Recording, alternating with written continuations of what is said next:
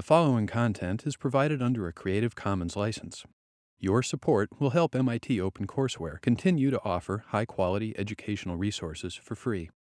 To make a donation or view additional materials from hundreds of MIT courses, visit MIT OpenCourseware at ocw.mit.edu.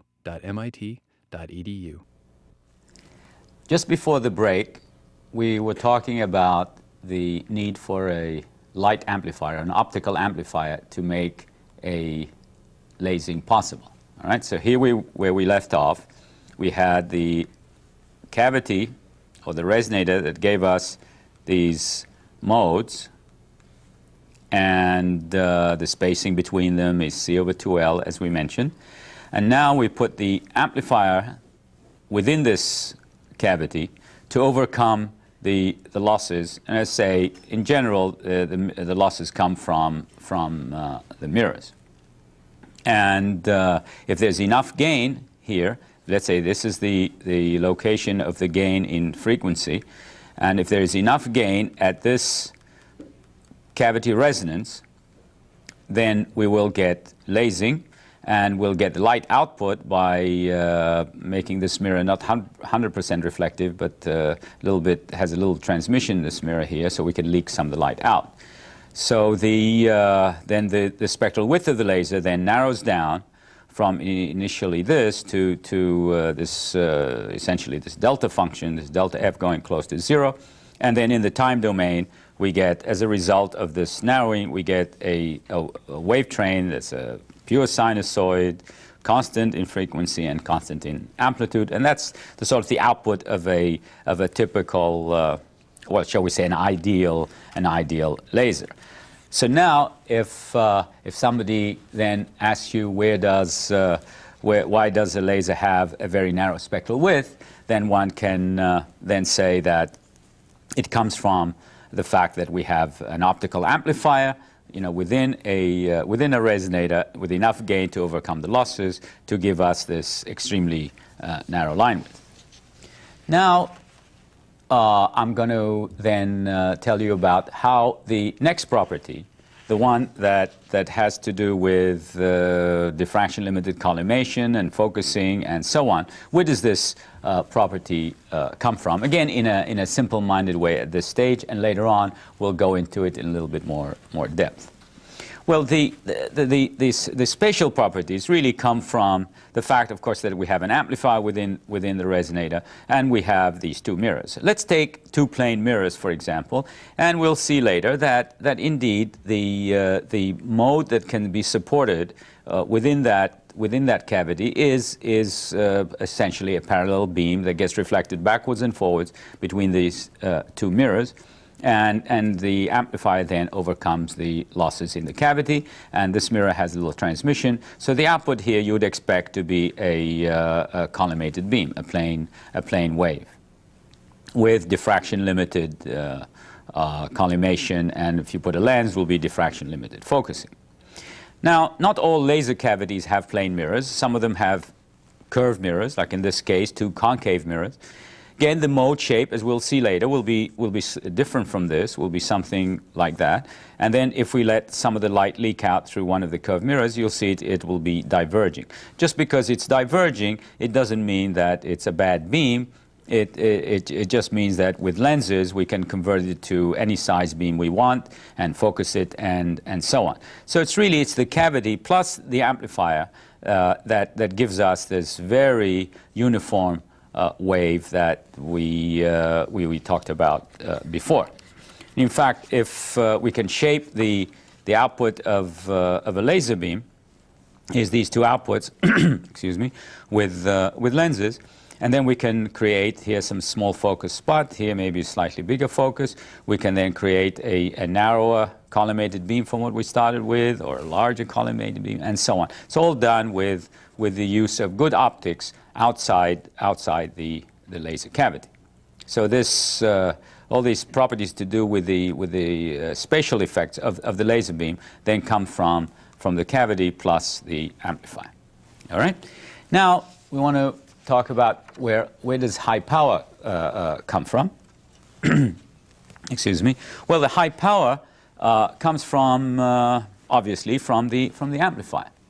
Because it's the amplifier that gives us gain to overcome the losses, and if we have more gain left, then that can be converted to power out. So the bigger the amplifier, then the more power we'll get. As simple as that. So later we will find out about how an amplifier works. So if we can come up with a bigger amplifier and how to make a big amplifier, then we'll really know the secret of making high power lasers. So it's in the hands of the amplifier. The tuning range. Where does the tuning range come from? Well, let me give you again a very simple explanation. Let's go back to the laser that we had, two mirrors separated by distance L in a cavity, and then we had the cavity mode over here, and then this is the amplifier bandwidth. This is where the amplifier likes to provide gain. And then we said that the output of the laser would be this delta function at the cavity resonance. Now, these modes here are not fixed because they depend on L. So if I change L, the length of the cavity, I can move these modes around. So if I move this cavity mode around, if I moved it just a little bit here, then this frequency here will be dragged. The laser frequency will be dragged with it. And the tuning range is really the width of the bandwidth of the amplifier. Because if I tune the cavity outside that, I get no output at all. Now here is an amplifier that has a bandwidth that's bigger than what I showed you before, which means now that the tuning range can be wider now. Okay, depending again, as I say, on the bandwidth of the amplifier. And if in this particular case, if this mode leaves the amplifier at this end, there's the other one that will come in. So I will always get some output from the laser, but the intensity can vary depending on where I am with respect to gain curve. While over here, in this previous one, if the mode is outside the amplifier bandwidth, I get no light output at all. So then in summary, then the tuning of a laser then depends on the bandwidth of the amplifier. The wider the bandwidth, the wider the tuning range. Okay? So now the remaining property that we talked about before is the very short pulse width generation. So the question is, where does this come from? Again, in a simple-minded way. Again, here to explain this, I need to give you a little bit of a background, and then start with what we've done before. If you had a delta function in frequency space, in the time domain, you have essentially an oscillation, a sinusoidal oscillation with a constant amplitude and a constant frequency. This is what we've been talking about before. Now, if I looked at the intensity, remember this is now at optical frequency, maybe 10 to the 15 hertz or so. So it's a very high frequency. I cannot observe it. I don't have any way of observing it. But if I looked at the intensity associated with this using a square law detector, what I get is essentially a constant output, constant intensity output associated with this wave. So if I have then a delta function in frequency, I have then intensity would be constant. So this is completely opposite to generation of short pulses. This is essentially a CW laser. But now let's see what happens to this constant output when I add another frequency. If I have now two frequencies, let's say that are oscillating, one at f1, one at f2. Here they are, difference in wavelength, a difference in the frequency, separated, let's say, by f sub s. Now, when I combine them and look at them in the time domain, I get something like this, which is like a beat frequency, or is a beat frequency. The period between these peaks, t, big T, is just simply 1 over f sub s, the separation in frequency. But if you look at the intensity associated with this wave, it looks something like this, which is the envelope of this beat. It's no longer constant just by simply adding two waves of different frequencies. And we're all familiar with beating effects of when two singers sing with two different frequencies, then you'll hear the beat. So basically now I've transformed a constant intensity to a sinusoidal intensity. It's not quite a short pulse yet, but it's sort of getting there. All right. So now let's look at let's look at what happens when we add another, yet another frequency. All right, here it is. Now we have three, F1, F2, F3. Here they are in the time domain. I add them up, and they give me some waveform like this. When I square this, I get the intensity to look like this. As you can see now, this width is beginning to look like a pulse, but again, not quite. Again, the repetition between these two peaks, the period between here and here, or the time between the two peaks, or the two sort of pulses at this stage, is again 1 over Fs, where Fs is the spacing between these modes, and we're assuming they are constant spacing between these frequencies. Now you can think you can add more and more frequencies, and let's see what happens. Now I've simplified the picture, and I just put the intensity output that we've had before. Remember, when we had only one, it was constant intensity. When we had two, we have this sinusoidal behavior. 3 is like this. 4, if you add 4, it begins like this. 8, if you 8, now it's beginning to look like a pulse. And then when you go to 16 frequencies that are constantly spaced, then indeed it begins to really look like a pulse.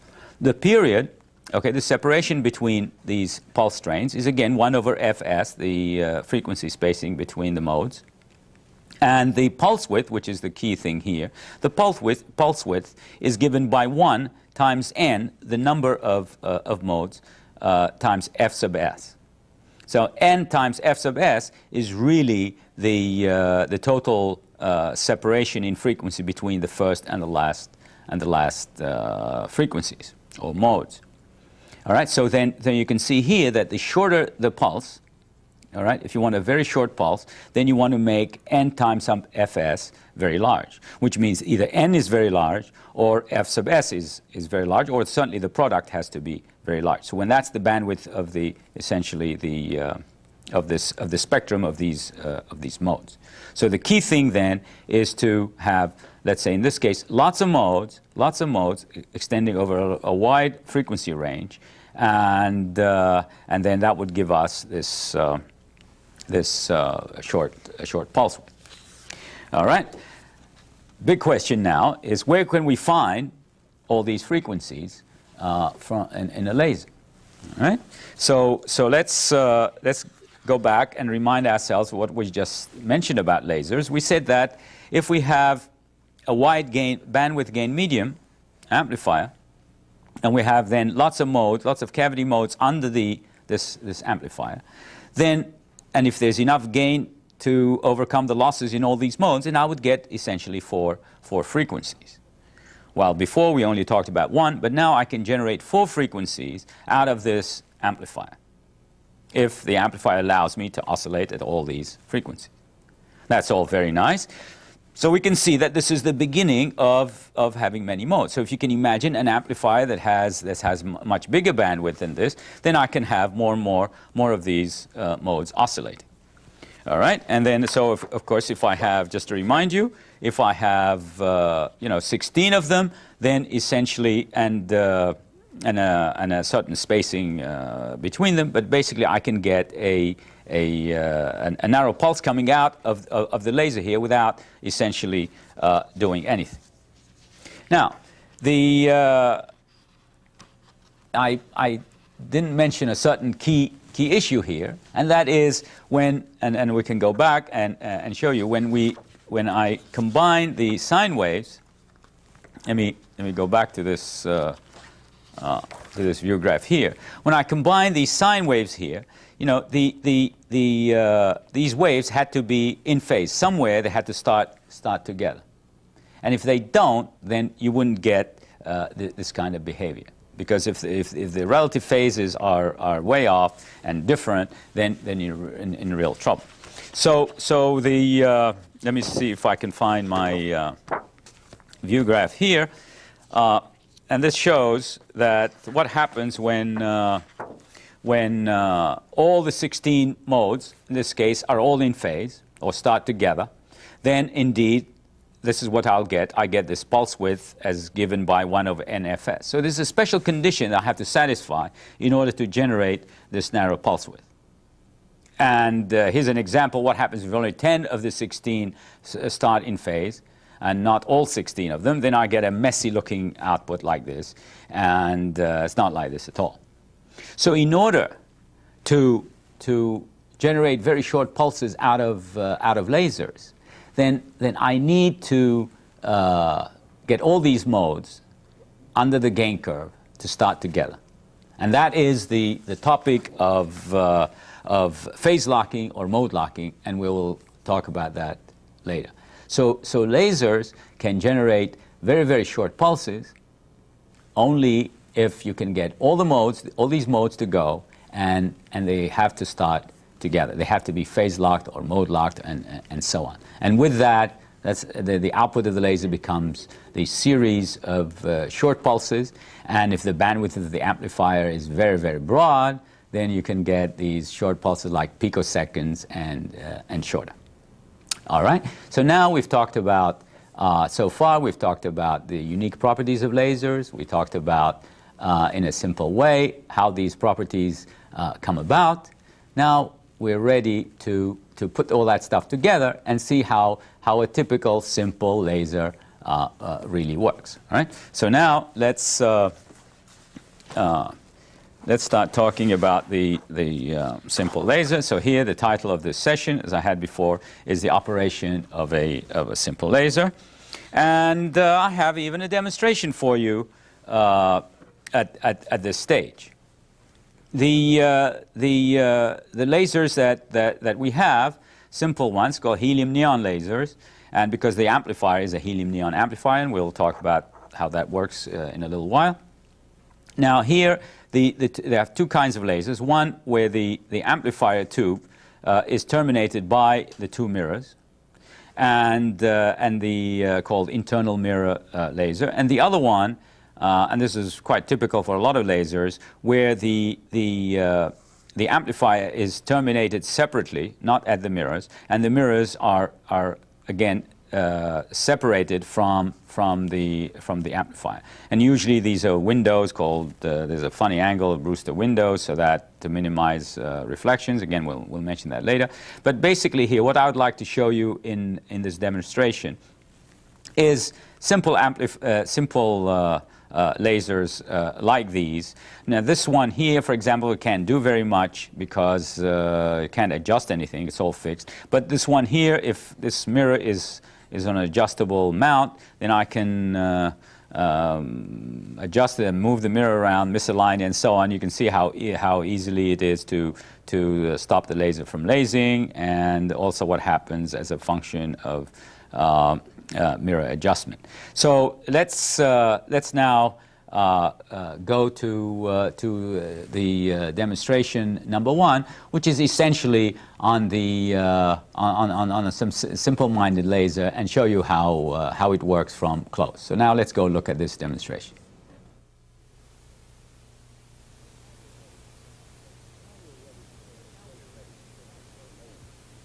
Now we're ready to take a close look at a laser and see how it ticks and why it ticks. We've picked on a helium neon laser because a helium neon laser is a very simple one, and also it's one of the first lasers. In fact, the first laser was the ruby laser, and helium neon was right after it. So it was the second laser action that was observed. Also, the red light from a helium neon laser is familiar to almost every one of you, especially when you go to the supermarket and see it at the checkout counter. Usually a helium neon laser, a red helium neon laser is used. So let me start by showing you what a helium neon laser looks like. Here is a helium neon laser, at least a helium neon laser. They're all different. Now, what I would like you to see here is that it's made up of a discharge tube, which is this, which is the amplifier that is necessary for laser action. And then the discharge tube is terminated by two mirrors. Here's a mirror on this side. You can see it. Here's one mirror, and here is the other mirror. Okay? So it's a this is a small laser, and the mirrors are sealed right onto the discharge tube. Now let's see this laser in action. And we have it already set up for you over here. And then all I have to do is to turn the power supply on and count to 5, and the laser will come on, and here it is. Laser's on. You can see here is the glow in the discharge, and you see a pink streak, and that's where the light goes backwards and forwards and gets amplified. And here is the output mirror. The other mirror is sealed, and the output from the mirror here then goes onto the screen. And that's it. As long as we power the discharge and have enough gain to overcome the losses, and we choose the mirror transmission appropriately, you'll get laser action. Now, with this kind of a laser, it's very difficult to adjust anything and to play with it. So what I'm going to do, just so that you can see a little bit more of how a laser works, I'm going to go on and have a laser that the mirrors, in which the mirrors are external to the tube. Now, in order to separate the mirrors out from the amplifier, from the discharge tube in this case, we have to seal the discharge tube. Now, here is, you can see here, if we take a close-up at this, here is a sealed discharge tube. It doesn't have mirrors on it, but has windows. Let me show it to you again. Here's the amplifier section, and here is the cathode, and the anode is over here. So the discharge then runs along this line over here, okay, this capillary tube over here. Now let's focus at the ends. We don't have, as you can see, we don't have square mirrors. You can see we don't have windows, I should say, not mirrors, because we're going to have the mirrors external to the discharge tube. But you can see that the windows are sealed, but they're not square to the tube. And the angle, in fact, is called the Brewster angle, because at that angle there is no reflection from the glass surfaces for a certain polarization. So that's why one uses windows at the Brewster angle, so that there is no reflection in the windows. And you can see both ends. Now if we take a look at the other end over here, a close look at the other end, you see that again both windows are at Brewster's angle.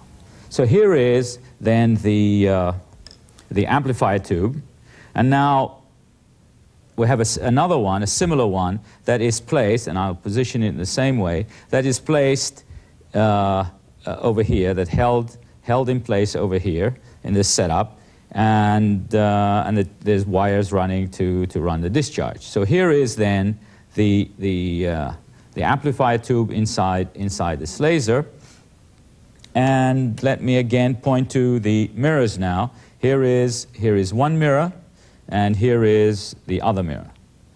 And each mirror is held in a hefty mirror mounts, and the adjustments are over here. We have two adjustments over here, and then we have similar adjustments over here.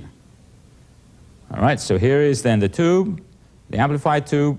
The windows are terminated with windows at Brewster's angle, and then we have the two mirrors. So now I'm going to turn the discharge on, and here it is, and let's see if the laser is lasing. All right, so if I put a card here, you see that indeed the laser is lasing. So what I'm doing here is reflecting it by this mirror here, then this mirror here. Here's the laser beam, and again onto the screen. So on the screen now, we have essentially two spots. So one is coming from the laser with the fixed mirrors, that's this one, and then the other one, the other spot is coming from the laser with the adjustable mirrors here. So what I'm going to do is first block the laser with a fixed mirror so that we don't have any confusion, and the only spot then is from the laser with the adjustable mirrors. So now here we are. Here's the laser then, all opened up, and now I'm going to show you how touchy the alignment is. So now if you watch the intensity on the screen as I slightly misalign, you can see the light is out already just by very small misalignments. So here we are, it's a peak value, and then I go the other way, and it's gone. So the alignment has to be very, very stable. All right, now I can also adjust horizontal alignment, again, show you how touchy everything is. So here we are. Here is then, in a nutshell, here's the amplifier section. The longer it is, of course, the more gain we have, and the mirrors are placed, in this case, about 50 centimeters apart. This one is a flat mirror, and this one is a spherical mirror, and the alignment has to be very stable, because a small misalignment would create a lot of loss, and then we just don't have enough gain in the amplifier to overcome these losses, and the laser quits.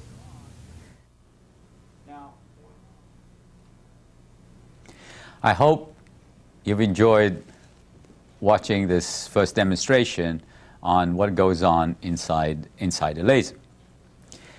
Of course, the key thing is the amplifier. And now I think we need to talk about how does a light amplifier work. So this is what I have now for this next topic, is that how does really an optical amplifier really work? So what we mean by an optical amplifier, we need light going in to this magic box here, and we need the light enhanced or increased or amplified at the other end. So the question is, what is this magic box here that takes light from one end and actually amplifies it and sends it out at the other end? All right, that's the key question. So in order to answer this, we have to see what we understand about the interaction of radiation or light with atoms or molecules. All right? So let's start with that. Now, we're very familiar, for example, with light interacting with a material and getting absorbed. That we see that all the time. That's sometimes completely absorbed, and sometimes it's not completely absorbed. Like a piece of glass, for example, if you send light through a piece of glass, if it's uncoated, normal incidence, and so on, you lose about 8% or so for both sides. So other materials will lose more. And we see that all the time. All right? So first, let's understand what that is. Once we understand what absorption is, then let's see how then we can understand amplification. So we'll start first by looking at absorption. All right, so here is in order to understand absorption, we need a model for the atom. All right, and as I say, in this course, we keep everything very simple so that we can get a basic intuitive kind of understanding of what's going on, rather than complicate things with a lot of math. Now, a model for an atom, all right, is where, let's say, an atom has several energy levels or orbits or what have you, and the atom, here's the ball, here's the atom, is in its ground state or lowest energy state at the beginning. And all atoms essentially are at their lowest energy states at the beginning.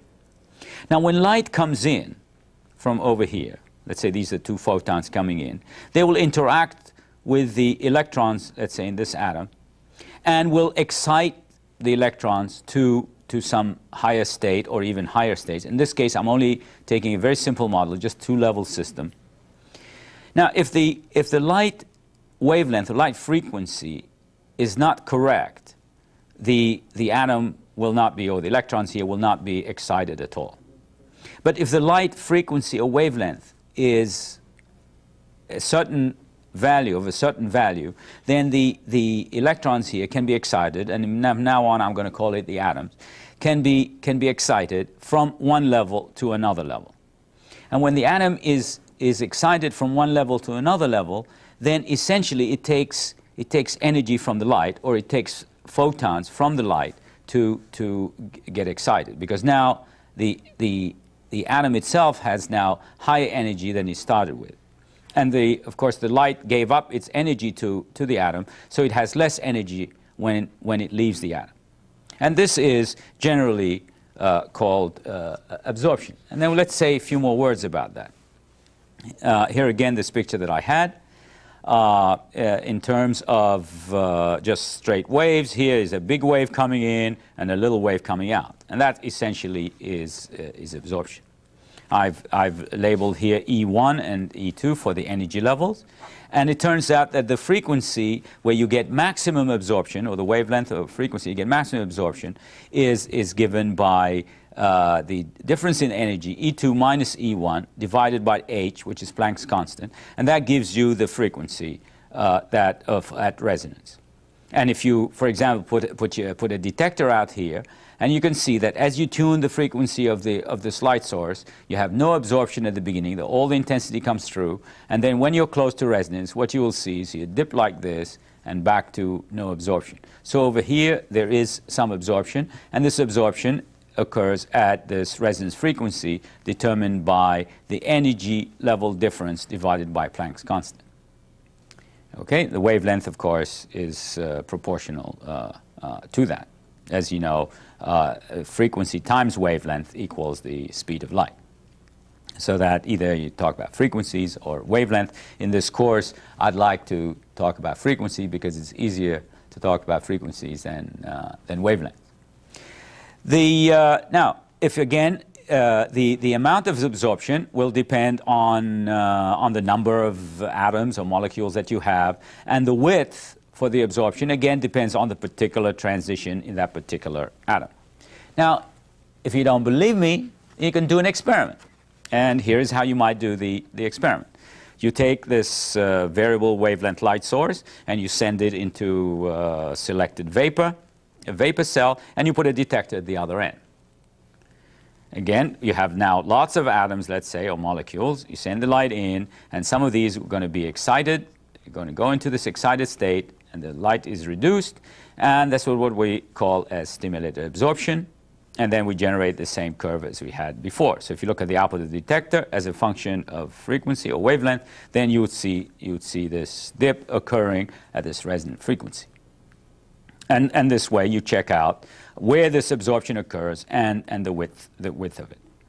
Now the interesting thing here is that you'll notice that if this is a glass tube, you'll notice some radiation coming out of the side.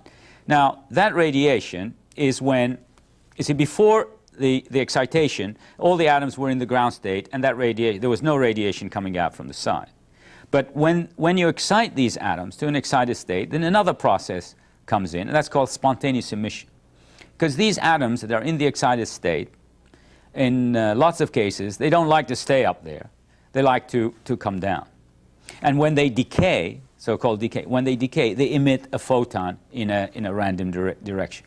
And the wavelength or frequency of this photon is equal to the one that brought it up. So essentially, the light that was absorbed from the original beam is now sent into all these directions. Okay? So now we've learned about what stimulated absorption is and what spontaneous emission is. Question is, what about gain? What we're after is amplification. All right? So let's see how amplification then comes about. Now, for amplification, to understand amplification of light, we reverse the picture. Instead of starting with the atom in the ground state, which where it likes to be normally, we're going to start with the atom in the excited state. So when a photon comes in, now there is no absorption that can take place, but what can happen if the frequency or wavelength of this photon is just right at the resonance frequency of this transition, then what can happen is that this light now will force this atom to come down. Because let's say there's no other energy levels to go up. It can even push it up. If there was an energy level here, then it could kick it up. But in this particular case, we say we only have two levels, so the only way for this atom to go is down.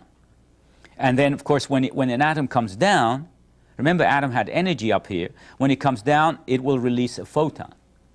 Okay, so this photon, let's say, is the original photon here, and this photon over here is due to the release of the photon from this excited atom as it gets pushed by this source here. So now what we're seeing that we're getting two photons, okay, when coming out when we had only one going in, and as a result of the excited atom has been pushed down to the ground state. And this is the essentials or the basics of stimulated emission or gain. Because now here you see that light can be amplified. All right? So let's talk a little bit more about this. As I said before, just like in absorption, the resonance frequency is again determined by the energy level difference divided by Planck's constant. All right? Now, in this particular case, if what you see when you watch at the output, you see that indeed the light increases now instead of decreases as we had before when you hit resonance. Again, the amount of increase will depend on, again, the number of atoms that you have, and the width will also depend on the transition of that for that particular atom or molecule. But the width is exactly the same as that in absorption that we had before. And in fact, the size of the gain is also, as I said, depends on the number of atoms, in this case, number of atoms in the excited state, and would be exactly the same as if the process were reversed and all the atoms were in the ground state, and the size of the absorption would be exactly the same as the size of the amplification, and certainly the widths are the same.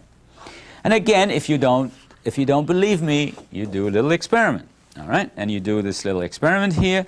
You take a light source, and tunable light source, and now you send it into this amplifier. We're not saying what kind of amplifier it is right now, but basically it's a way of amplifying light. It's an amplifier that can amplify light. So again, you take this light source, tunable, you send it in, and you measure the output on a detector. Basically, this is the amplifier, has all the atoms, let's say, in this excited state. You send the light coming in, and if you hit the resonance, let's say we hit the resonance, and you start driving some of these atoms down, and the output is essentially going to be bigger than the input. Just like we said before, at a certain frequency, you're going to get the amplification of this light. Now, what about while we're at this, what about the spontaneous emission? Because before we said when all the atoms are in the excited state, there will be spontaneous emission. Well, that's true, because if you wait long enough, see, if you had a condition like this where there's no light coming in, all the atoms are excited, if you wait long enough, then all these atoms will decay spontaneously by themselves, emitting light in all directions. And that's bad news because there's no more amplification. But when the light comes in, yes, it will interact with atoms and bring them down, and then the light will be amplified. But some of the other atoms here will also spontaneously decay and will emit radiation in all directions. And this is no good to you because this light is lost and not available for amplification. So the whole secret then of amplification is to make sure that these atoms here are used up to generate gain, to come down driven by this field here, and not drop down by themselves and emit spontaneous emission. And that's a tricky thing, and you have to make sure you can handle that. Now, to summarize amplification is the following. We need let's look at loss first. When we have a lossy device, it means that we have, before we only talked about one atom, let's say in a state. Here I can put lots of atoms or molecules in, let's say, in the ground state, but fewer in the excited state. So if there's more in the lower than the upper level, then the net effect is absorption. So if N1, which is the number in the lower level, is bigger than N2, then the net effect is absorption. Gain is when there is more in the upper than lower. Because if N2 is bigger than N1, then we have net gain. And from now on, I'll be referring to it as a population inversion. Because normally atoms like to be in the ground state to start with and not in the excited state. So I have to, as we'll see later, I have to do something to put the atoms up here. and it's the net difference that will give me the gain. Okay, so now it's only a matter of how to put more atoms in the upper state than in the lower state that will give me the gain. All right. Question is, how does a laser start? So I have gain. So what? So I'm going to sit around waiting for the laser. How does a laser start? All right. So that's my next question. Is that how does a laser? Sorry, no, I wasn't looking at my. The question is now, I should hold off a little bit, but how to make an optical amplifier. And now let me just, I got carried away not looking at my visuals. Let me go back to fundamentals again. I have all the atoms, let's say, to start with here in a typical atomic system, molecular system. But I need, in order to get amplification, I have to have more in the upper than the lower. So I need a so-called pump. This pump could be, as we'll see later, could be optical field, could be a discharge lamp, could be a laser, could be collision, could be all kinds of things we'll talk about later. But basically, for now, let's call it a pump. And that pump, the job of this pump is take some of these atoms and put them upstairs here. Otherwise, right now, it's like an absorber. This material acts like an absorber. Over here, it still looks like an absorber because you have more in the lower than in the upper. And as I keep transferring atoms from the lower level to the upper level, I get to a stage where, let's say in this case, I have 4 and 4, and it's neither gain or absorption. In fact, actually, the material becomes transparent. And even if I increase the light, doesn't matter, because the net effect is I have equal number in the upper and the lower, and we call that saturation, and there is no amplification or gain. So we started as an absorber, and with this kind of a pump, we created less absorption, but no gain. So in order to get gain, I have to do a little trick. All right. So this trick is the following. I cannot use two-level system. I have to use one more. All right. So we're going to complicate this by adding 3 levels to this particular atom or molecule. In this case, to start with, all the atoms are here in the lower level to start with, as usual. Then if I put this pump, and this pump again could be optical pump or whatever. This pump, if it resonates with the transition now from the first to the third level, it can take some of these atoms and put them up here. Now, if it puts them up here, as soon as you put some atoms up here, there is a population difference between level 3 and level 2. So now you have amplification for transitions, for light, at this frequency. But if you look at level 1 and level 3, that's still absorption or what have you, but certainly no amplification. So the amplification occurs as soon as you put one atom in level 3, because level 2 is empty. So you can create N3 bigger than N2, which is the condition for amplification, as soon as you pump one atom into this level. So the amount of gain that you'll get will depend, of course, on N3 minus N2, on the population difference, as we talked before. And there will be a constant that multiplies it that depends on, again, the particular transition, the particular atom, and so on. But the key thing is that it's a population difference. If N3 is not bigger than N2, then forget it, there is no gain. So the frequency for the amplification, for the amplified light, will be at this transition frequency, which is E3 minus E2 divided by H, which is Planck's constant. Again, if you want to do an experiment, then you do then this is the following experiment. You take, again, this amplifier, you take this tunable source, and the amplifier now has a pump. The pump then takes atoms from here and puts them up here and creates a population inversion. And then you tune this light source here, and then you'll see that when you look at the output, you see that, again, there will be amplification at this specific frequency that coincides with this transition. All right. So I'm sure now that after hearing me talk about all this, I'm sure you'd like to see that indeed optical amplification takes place, or the amplification of light takes place. And we have a demonstration for you, again using a helium neon laser as an amplifier, at least the helium neon part as the amplifier, and we'll actually measure amplification of light. We're all familiar with absorption and attenuation of light, but in this particular demonstration will be amplification of light. So I think now we're ready to enjoy this demonstration. So let's go and look at it.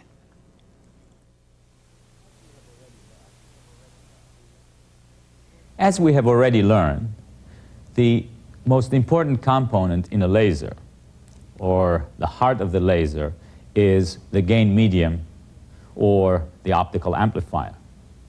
This is no ordinary amplifier. This is an amplifier for light. And in this demonstration, we're going to show you, and hopefully convince you, that indeed light can be amplified.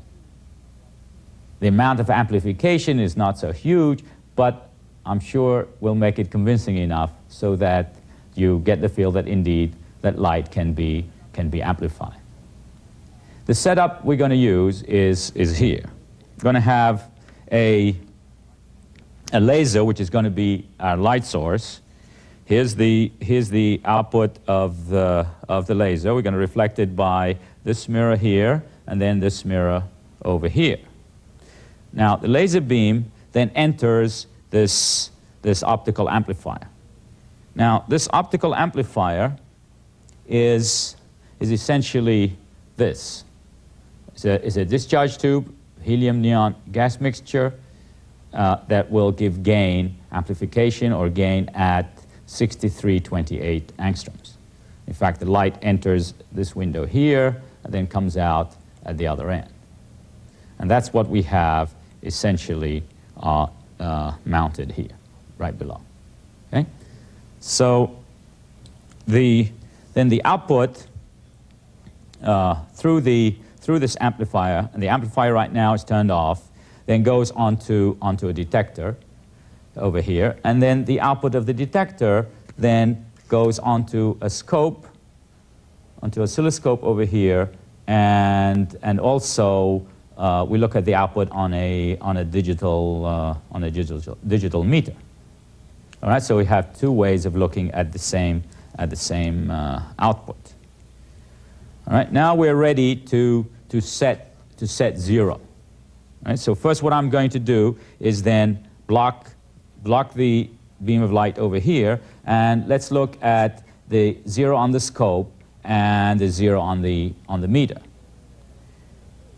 Now, the meter says 008, which is not quite zero, and the reason for that is because we have room light hitting the detector. So what I'm going to do to get rid of that, I'm going to put this little hood over the detector.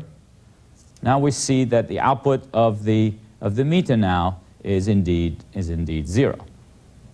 And also, hopefully, then the output of the scope here, will be our zero on the oscilloscope. Now, if I take this card away, let the light go through, you can see that now the output on the scope has changed, and the meter reads around 364 or 63 or thereabout, which is the output of the laser. Now, all I have to do is block the laser beam, and we go back to zero on the meter as well as zero on the scope. Here we are. Laser beam is back again, and then we get that same value again. Now, we're all familiar with absorption of light, and I just want to demonstrate it just for reference. I'm going to put a piece of glass in front of the laser beam, and we know that glass at normal incidence has reflectivity of about 4% per surface, so I should get an attenuation of about 8% or so when I put this piece of glass in the beam of light. Now you can see the meter has dropped now to 300 and, well, if I can keep it still, 320 something. Now if I take the piece of glass away, we go up to the previous number of 360 something. So you can see we have about an attenuation of about 8 or so percent. Now, what I'm going to do now is put this piece of glass before the detector also. And indeed, I'm going to hold it against the tube here so that I don't shake too much. And again, you can see that the attenuation is also about 8% or so. Here, let me put it in the front.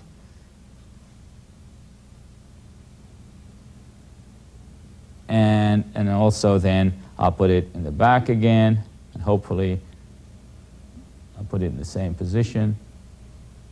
You can see this. Oop. Hold it still. And then take it away. And then roughly we get this 8% attenuation. So now we've demonstrated that indeed light can be easily attenuated. Now we come to this crucial demonstration of gain.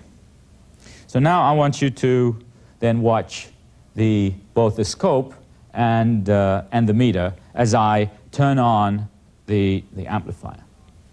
So here I'm going to now turn on the amplifier. And remember, this number is around 363 or so, 364. Now you can see on the scope we jumped a little bit, and the meter has gone up to 380 something, which is an increase of about 5%. Let me turn it off. Again, you can see on the scope it went down. In fact, just watch the scope for a little while. I'm going to turn it on and off very fast so that you get a feel that here it goes up a little bit and down a little bit. Since it's only a few percent, it's difficult to see it on the scope the way I have it set up, but it's much easier to see it on the meter. So you can see that with amplification we have 380 something. With no amplification, then we're back to 360 something. Again, roughly it's about 5% amplification. Now you may wonder that maybe what we're getting is when I turn on the amplifier that we're getting light from the amplifier that hits the detector. It's not really amplification. So to prove this, what I'm going to do is block the beam of light going into the amplifier so that there's no light going on the detector. We're back to our 0 on the meter. And now what I'm going to do, I'm going to turn on the amplifier just by itself, just to see if there's any light from the amplifier is falling on the detector. So here we go. Watch the meter and the scope. And here is the amplifier on.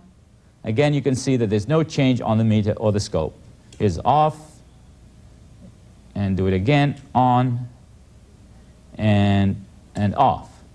So indeed, we've shown that light from the amplifier or spontaneous emission from the amplifier is not hitting the detector and increasing the output. So again, let me just redo it again for you. Here is the light falling on the detector without amplification. Again, 360 something. And here comes the amplification. Again,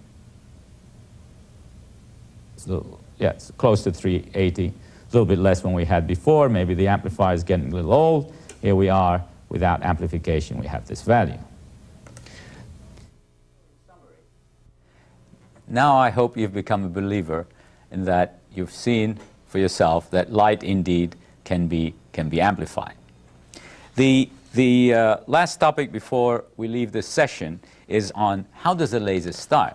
You know, just because we have inverted population, we have between, let's say, level 3 and level 2, but how does a laser really start? We have gain, yes, but how does it get started? Because at the beginning there was no light at this frequency or wavelength.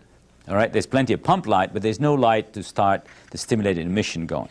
But it turns out that the light that starts the laser going is spontaneous emission. Remember we talked before, when atoms are left alone in the upper state, they decay to a lower level and they can emit photons, all right, in all directions. Now, the spontaneous emission, that photon that is emitted along the axis of the cavity, that's the one that gets the stimulated emission going. And I'll show it here.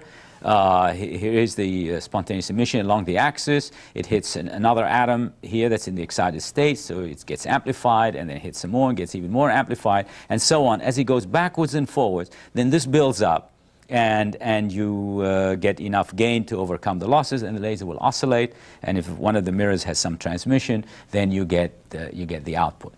So indeed, that's how an amplifier works, and that's how a laser gets started. And then when we come back for our next session, we'll talk about the laser beam properties and other properties, and so on.